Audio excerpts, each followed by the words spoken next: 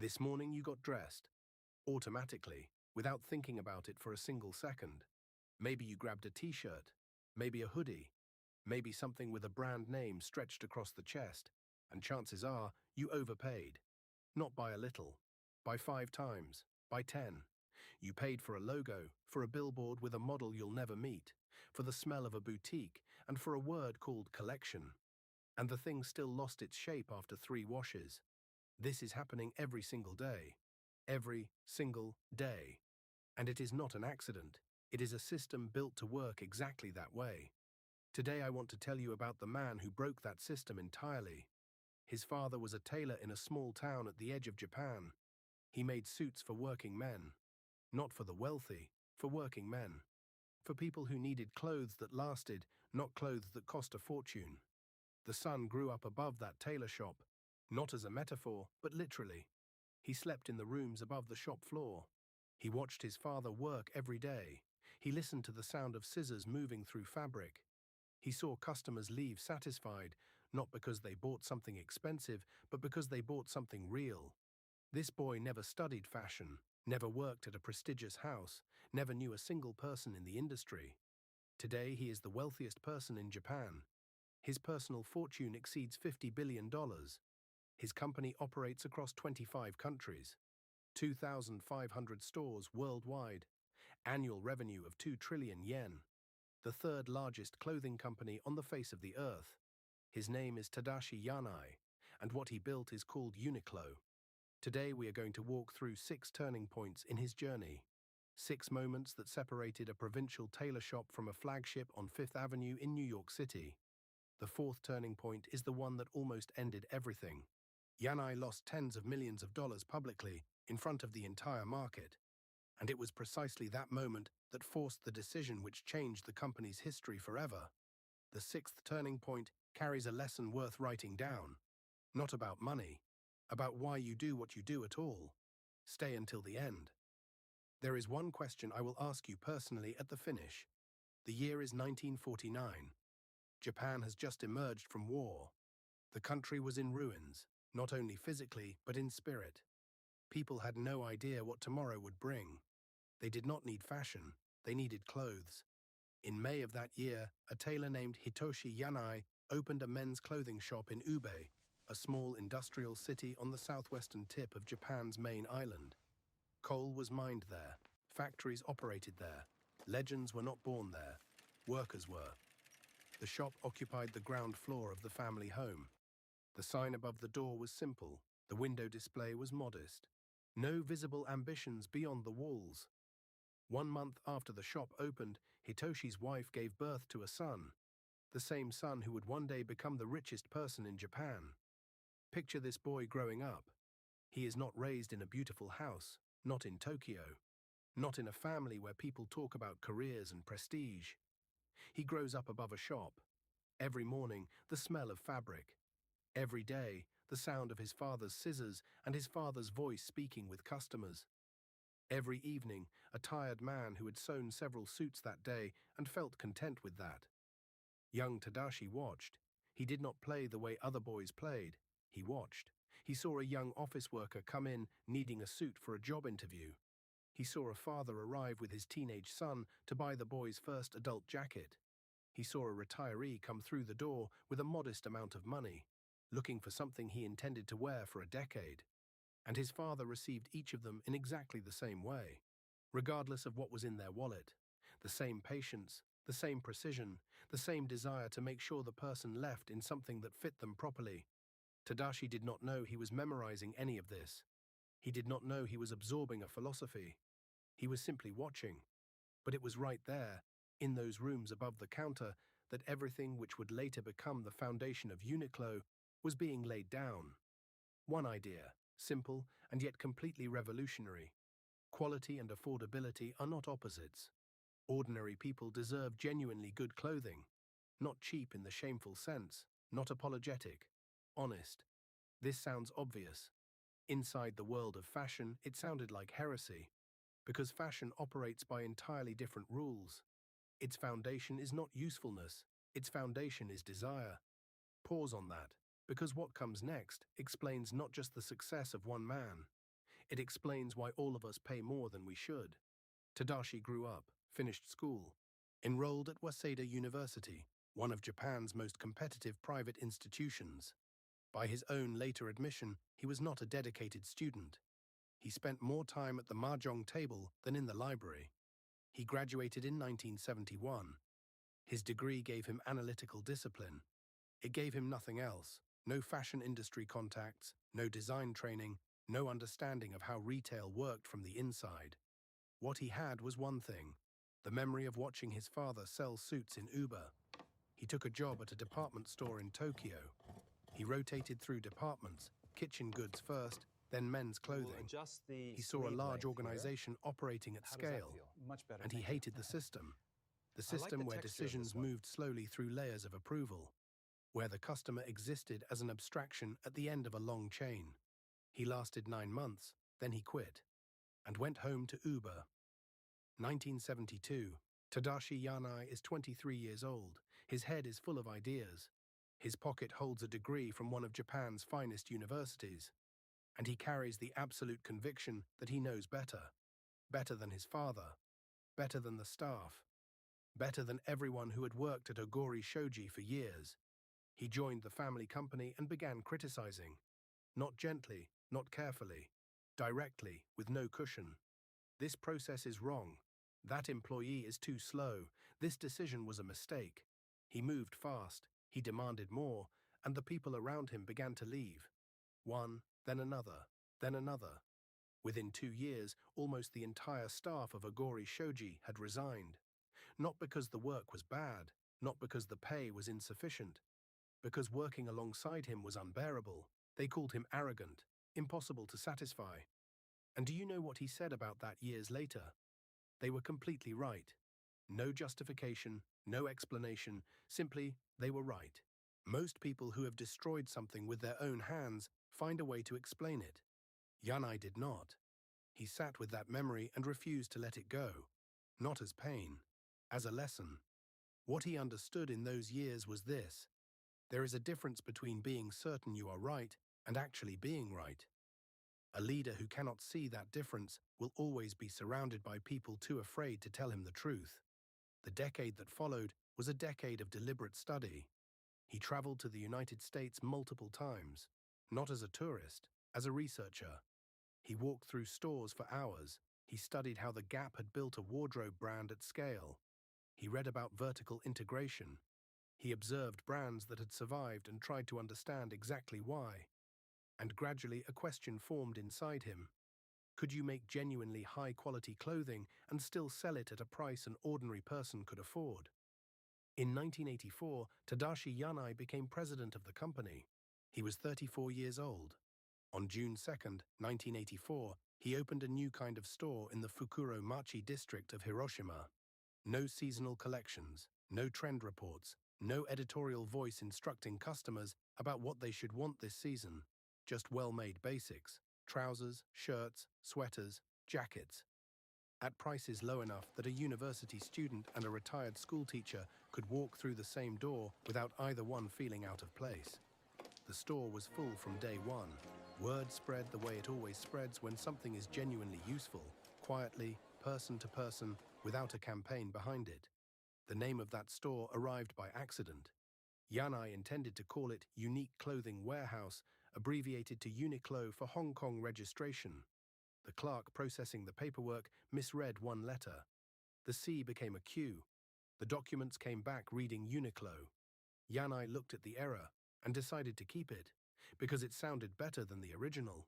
The brand that would eventually clothe hundreds of millions of people received its name from a registration clerk's mistake. In 1991, he renamed the parent company Fast Retailing. By the mid-90s, hundreds of stores across Japan. Consistent profitability. 1998, Japan is in economic crisis, and it is precisely at this moment that Yanai makes a decision requiring genuine nerve. Fleece jackets in Japan at the end of the 90s were premium products. Patagonia, the North Face, priced at the equivalent of $80 to $100. An aspirational lifestyle, active, outdoors, implicitly affluent. Yanai looked at all of that and saw people who were simply cold. His team developed a fleece jacket, warm, soft, available in 15 colors, and they priced it at 1,900 yen, roughly 15 US dollars, not as a promotional price, as the real, permanent, honest price. 1998, Uniqlo sold 2 million fleece jackets. 1999, 8.5 million. The year 2000, 26 million fleece jackets left Uniqlo stores in a single year. 26 million. Lines formed outside stores before opening time on days when new colors arrived. National newspapers ran analytical features trying to understand what was happening. Television programs debated whether the Uniqlo fleece was a fashion phenomenon or a sociological one. The answer turned out to be more interesting than either option. It was proof. Proof that a product could earn genuine devotion from the public simply by doing exactly what it promised, at a price that did not require anyone to feel clever or lucky for paying it. Before 98, Uniqlo was the slightly apologetic choice. After 98, it was the brand that had understood something the rest of the industry was too invested in its own mythology to admit. November 98, first Tokyo store in Harajuku. Fast Retailing goes public. The stock surges, and here, at the absolute peak, the thing happened that almost always happens with success. It made him confident in exactly the wrong direction. This is nowhere near He the standard decided it we was agreed time upon. to take Uniqlo Frankly, to the this world. level of work is unacceptable. 2001. First international store opens in London, then another. By 2002, 21 Uniqlo locations in and around the British capital. London was not hostile. That would have been easier to process. London was indifferent. Shoppers came in once, looked around the racks, and did not come back. The problems were multiple. The sizing had been calibrated for Japanese bodies and adapted for European frames carelessly. The proportions were slightly off in ways that were difficult to name precisely, but felt immediately when you tried something on. The marketing offered no local context, no story, no reason for a British consumer to feel anything at all about this Japanese company that had appeared on their high street without explanation. In Japan, Uniqlo already meant something. The fleece campaign had done the work of giving the brand meaning. In London, there was no campaign and no inherited meaning. Just a building full of folded basics, asking consumers to care about it without giving them a single sufficient reason to do so. By 2004, most of the UK stores had closed. Of roughly 50 locations opened in that first push, all but a handful were shuttered within 4 years. The losses ran into the tens of millions. Some of it was Yanai's personal money. 2005, 3 stores in New Jersey shopping malls. Closed inside a year. 2 markets, 2 failures. And he could have stopped. He could have told himself that Uniqlo was a Japanese brand for Japanese people. He could have found 1,000 reasons. He did not stop. He asked himself a question he had never needed to ask before. What is Uniqlo actually for? Not we sell affordable clothing. Any discount retailer could say that. But what specifically is Uniqlo? Why does it exist? What does it give a person that no one else gives them? He called the answer lifewear. Clothing for life. Not for the season. Not for an image. Not to appear as someone you are not. Clothing that genuinely improves your daily life. That keeps you warm without adding bulk. That keeps you cool without discomfort. That folds into a bag and weighs almost nothing. That you wash in the evening and wear again in the morning without an iron. Not fashion, technology for living, with fabric as its medium. This was a complete break from the logic of the rest of the industry. Zara is built on speed. H&M is built on accessible glamour. Both brands sell desire. Yanai decided to sell usefulness. But a philosophy has to be proven. And here Yanai made a move that most retailers never make. He went into science. 2003.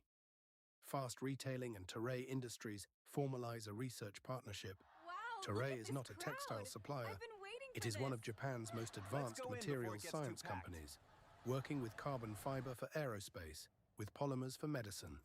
The challenge was specific. How do you keep a body warm without adding bulk, without heavy insulation, without layers that restrict movement? Tadashi's scientists developed hollow fibers, threads with a microscopic cavity running through their center. This architecture traps warm air. Simultaneously, the fabric converts moisture from the body into additional heat.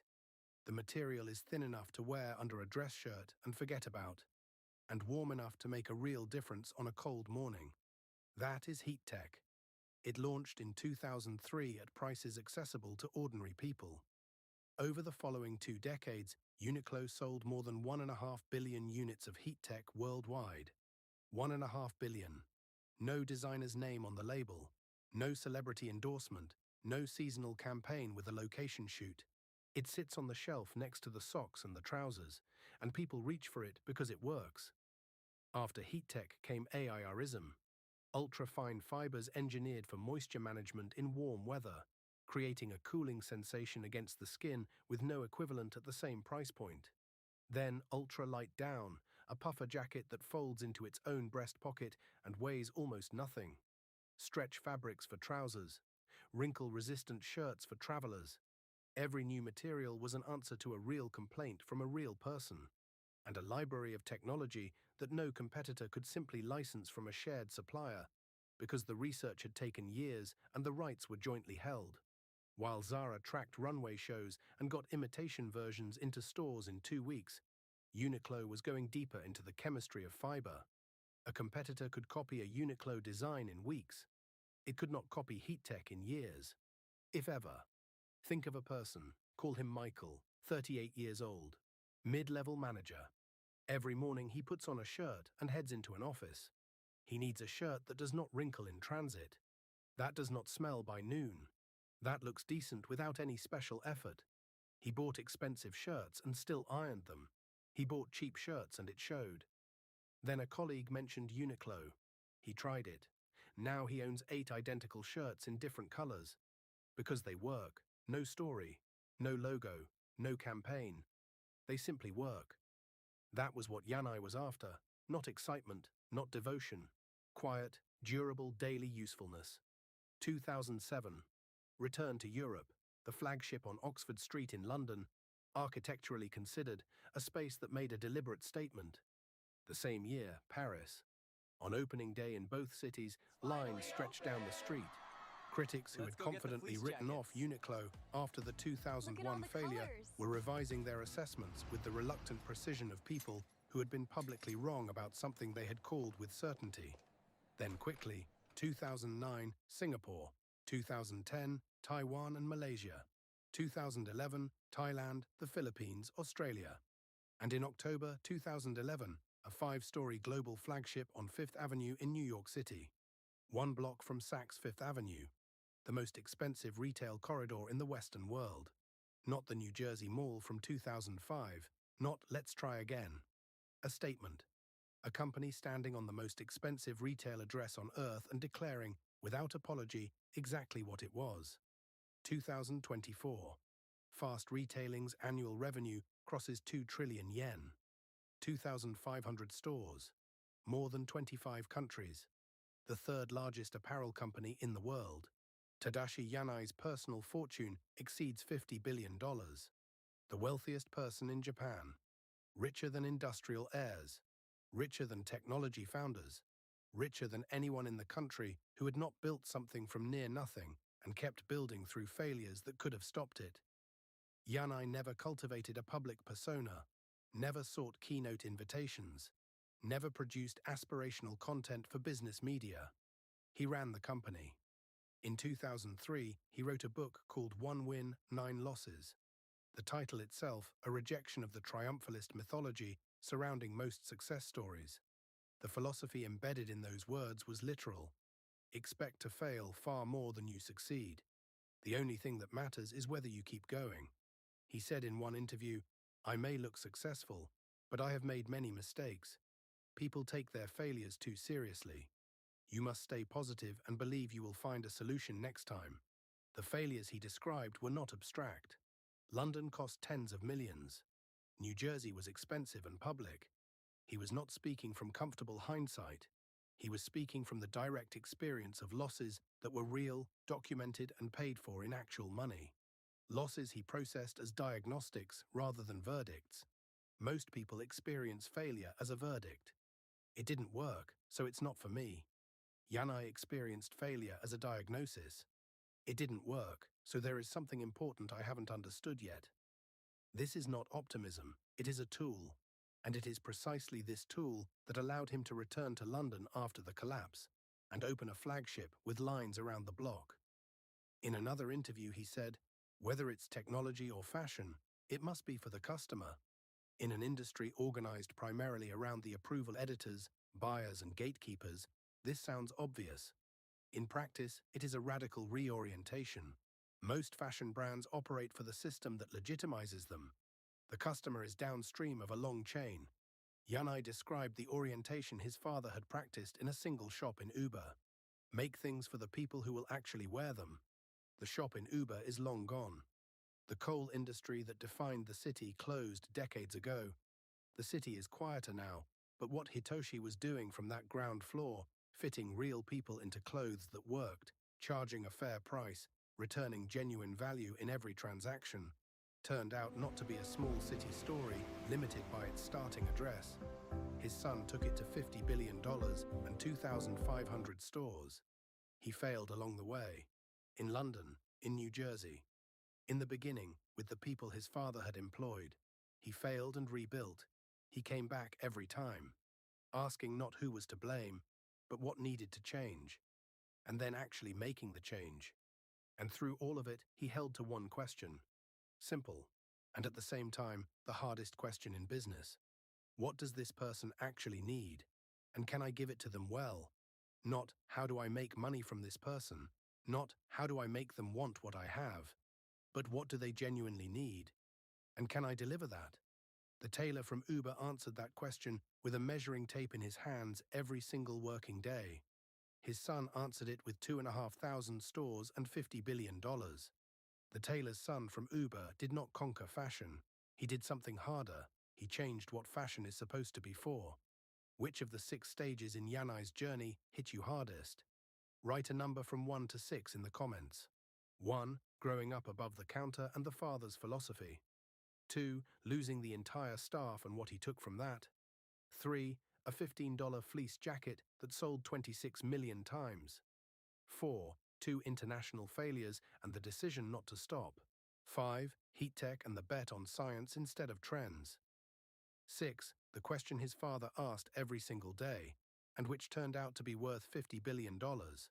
Forward this to one person you know who is building something, or who is afraid to take the next step after a failure. One share from you might be the moment something clicks for them. Next week, the story of a man who built a business worth hundreds of billions without a single product, factory, or warehouse. Only an idea about how commerce should work. And an internal company document from 1997 that proves they knew from the very beginning they would destroy traditional retail. They simply never said it out loud.